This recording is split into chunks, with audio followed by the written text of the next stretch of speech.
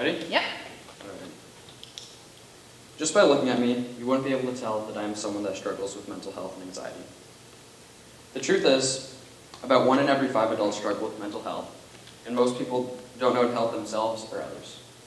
My name is Alex Magis, and I spent the last 10 weeks interviewing my friends and family before and after a round of golf, asking them questions regarding their mental health and how exercise affects that. I had a great time with these interviews and compiled them all into an iMovie, which is a program I had never used before.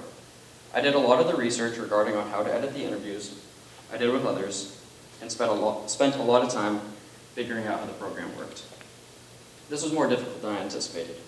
Between exporting the videos, adding them into the iMovie, adding in text and pictures, and putting it all together, it took a good chunk of time and didn't always work out the exact way that I planned. After the first few weeks, I decided that I wanted to be able to share the videos with everyone who wanted to see them. I started to post these videos on YouTube as it kept getting longer for the public to be able to see from week to week as the editing process continued. This was another mountain that I had to climb, as I had never used YouTube to post before.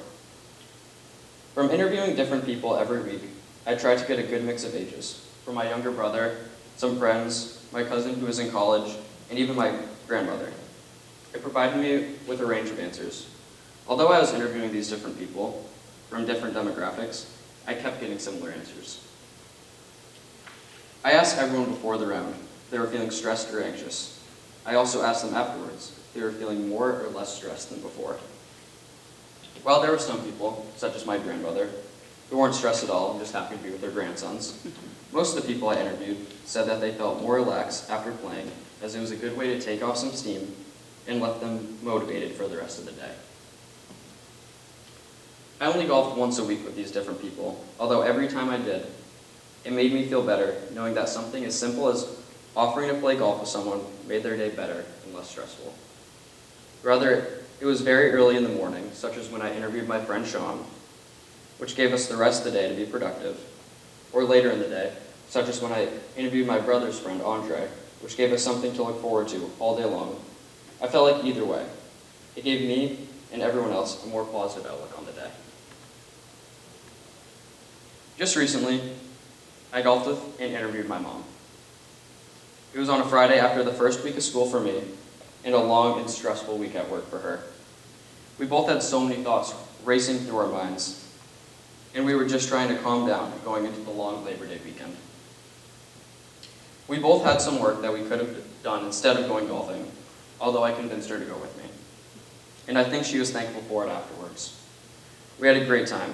Even though we had to play fast as it was quickly getting dark, it cleared our heads. Even though we were so stressed out beforehand, afterwards we felt a lot more calm and excited to have a fun and productive weekend. This story sticks out to me, although I think all of the people I golfed with felt that to some degree, whether they had thought of it or not. I asked everyone that I interviewed, do you find that exercising makes you feel less stressed? I clarified by saying not just going golfing or going to the gym, but something as simple as going on a quick walk. For everyone I interviewed, that answer was yes. I dove deeper into that question by doing some research of my own, of which you can see,